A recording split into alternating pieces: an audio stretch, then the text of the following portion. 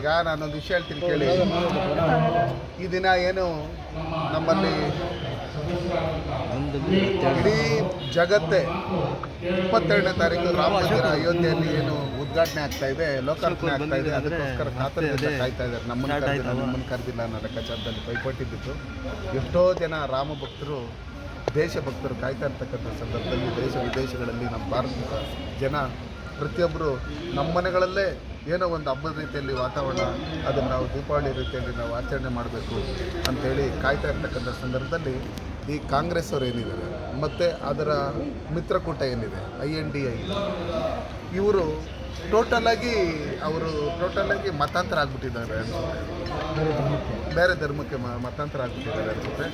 ಅದಕ್ಕೋಸ್ಕರ ಇಲ್ಲಿ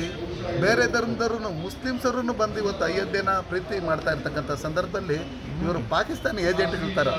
ಟೋಟಲಾಗಿ ಕನ್ವರ್ಟ್ ಆಗಿರೋದ್ರಿಂದ ಇವರು ಸನ್ಮಾನ್ಯ ನರೇಂದ್ರ ಮೋದಿಜಿ ಮತ್ತು ಎಲ್ಲ ದೇಶದ ಎಲ್ಲ ಪ್ರಮುಖರು ಅಲ್ಲಿ ಹೋಗಿ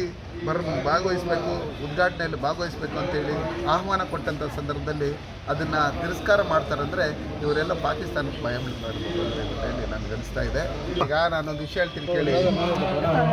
ಈ ದಿನ ಏನು ನಮ್ಮಲ್ಲಿ ಇಡೀ ಜಗತ್ತೇ 22ನೇ ತಾರೀಕು ರಾಮ ಮಂದಿರ ಅಯೋಧ್ಯೆಯಲ್ಲಿ ಏನು ಉದ್ಘಾಟನೆ ಆಗ್ತಾ ಇದೆ, ಲೋಕಾರ್ಪಣೆ ಆಗ್ತಾ ಇದೆ, ಅದಕ್ಕೋಸ್ಕರ ಕಾತರದಿಂದ ಕಾಯ್ತಾ ಇದ್ದಾರೆ. ನಮ್ಮನ್ನು ಕರೆದಿಲ್ಲ ಅನ್ನೋ ಲೆಕ್ಕಾಚಾರದಲ್ಲಿ ಪೈಪೋಟಿ ಬಿದ್ದು ಎಷ್ಟೋ ಜನ ರಾಮ ಭಕ್ತರು,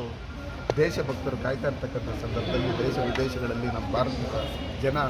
ಪ್ರತಿಯೊಬ್ಬರು ನಮ್ಮ ಮನೆಗಳಲ್ಲೇ ಏನೋ ಒಂದು ಹಬ್ಬದ ರೀತಿಯಲ್ಲಿ ವಾತಾವರಣ, ಅದನ್ನು ನಾವು ದೀಪಾವಳಿ ರೀತಿಯಲ್ಲಿ ನಾವು ಆಚರಣೆ ಮಾಡಬೇಕು ಅಂಥೇಳಿ ಕಾಯ್ತಾ ಇರ್ತಕ್ಕಂಥ ಸಂದರ್ಭದಲ್ಲಿ ಈ ಕಾಂಗ್ರೆಸ್ ಅವರು ಏನಿದ್ದಾರೆ ಮತ್ತು ಅದರ ಮಿತ್ರಕೂಟ ಏನಿದೆ INDI, ಇವರು ಟೋಟಲಾಗಿ